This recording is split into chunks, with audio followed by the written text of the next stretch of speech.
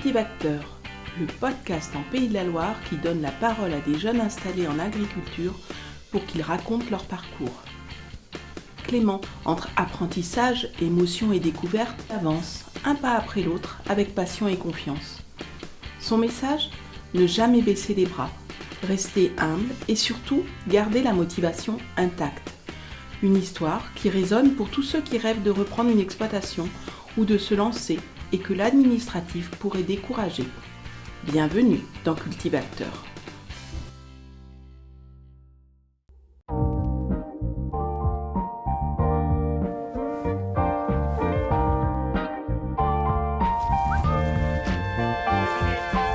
Ici, on est sur l'exploitation familiale, venez. en production allaitante, naisseur et culture blé, colza, orge et maïs.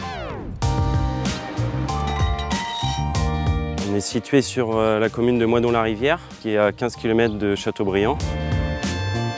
J'ai repris il y a un petit peu plus d'un an, au 1er mai 2023, à la suite de mon père. Tous les week-ends, je travaillais sur l'exploitation, ensuite le soir ou pendant mes jours de repos quand j'étais salarié agricole.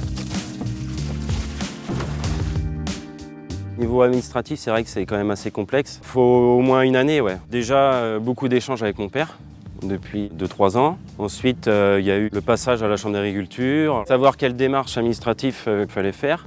Et puis ensuite, les formations, les banques.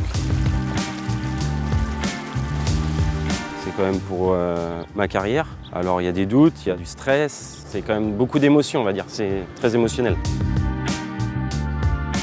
Le premier jour d'installation, c'est une liberté, une joie quand même, on se dit c'est à nous, quoi. Ça y est, c'est parti. On est rentré dans la vraie vie d'adulte, chef d'entreprise, on y va, on sait pourquoi on va travailler, quoi.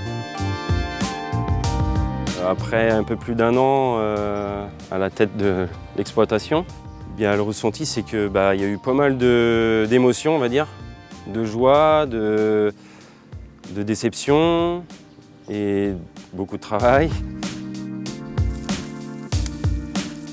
Mais un résultat quand même positif par rapport à ce qui est peu de financier et sur le terme du travail aussi.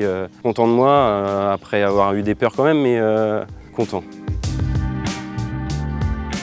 Il faut être motivé, il ne faut rien lâcher et puis malgré les déceptions qu'on peut avoir et le bonheur aussi, il faut rester humble peut-être.